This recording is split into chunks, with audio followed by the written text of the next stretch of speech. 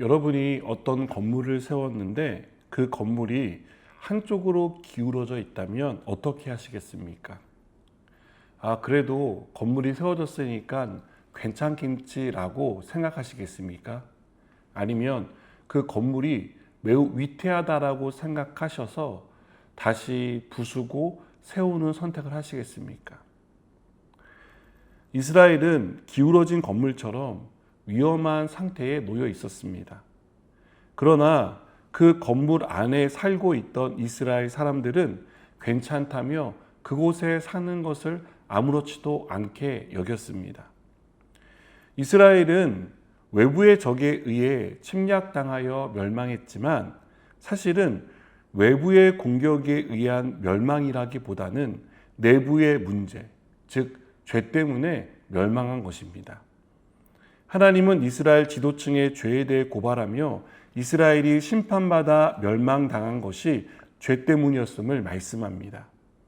특히 지도층은 백성들의 신뢰를 바탕으로 신실하게 자기들의 일을 수행해야 했지만 그들은 그 신뢰를 악용하여서 가난한 자들을 착취하고 자기들의 배를 불리는 데 사용했습니다. 또 그들은 자기 예찬에 빠져 하나님을 섬기지 않았습니다. 이것은 장식품으로 한껏 치장한 여인과 같이 아름다움에 취하여서 하나님은 그들이 자랑하던 그 아름다움을 수치스럽게 하신다라고 말씀합니다. 그 일의 일환으로 여성의 수치의 표시인 대머리가 되게 하겠다고 경고하십니다. 또 24절은 그때 썩은 냄새가 향기를 대신하고 노끈이 띠를 대신하고 대머리가 숱한 머리털을 대신하고 굵은 베옷이 화려한 옷을 대신하고 수치스러운 흔적이 아름다움을 대신하게 될 것이라며 자기의 찬에 빠진 사람들을 심판할 것에 대해 말씀합니다. 남자들은 전쟁에 나가 대부분 죽임을 당할 것입니다. 그래서 남녀의 성비가 1대7이 될 정도로 남자들이 크게 줄어드는 기현상이 일어날 겁니다.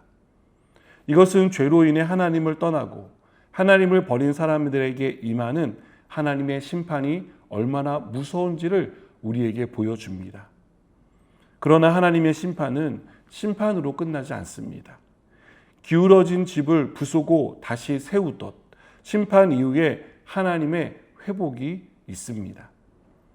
이사야 선지자가 우리에게 주는 분명한 메시지 중에 하나는 하나님은 죄에 대해 심판하시지만 그 심판이 있은 후에는 남은 자들을 통해 회복이 일어난다는 것입니다. 하나님의 심판을 피할 죄는 없습니다. 죄에 대한 분명한 보응이 있습니다. 그러나 하나님이 죄를 심판하시는 것은 우리를 멸망시키려는 데 있는 게 아닙니다. 심판을 통해 죄를 씻으시고 돌이키게 하시며 회복시키기 위해서 하시는 겁니다. 그래서 2절은 그 날에 여호와의 싹이 아름답고 영화로울 것이요 그 땅에 솟아는 이스라엘의 피난한 자를 위하여 영화롭고 아름다울 것이라고 말씀합니다. 하나님의 회복은 출애굽 때 그랬던 것처럼 자기 백성을 보호하시고 보존하는 것으로 나타날 것입니다. 더러움을 씻기시고 정결하게 나오게 할 것입니다.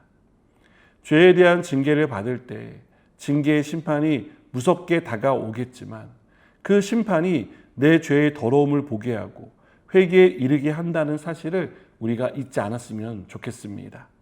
그래서 하나님 앞에 회개하고 돌이키는 저와 여러분이 되었으면 좋겠습니다.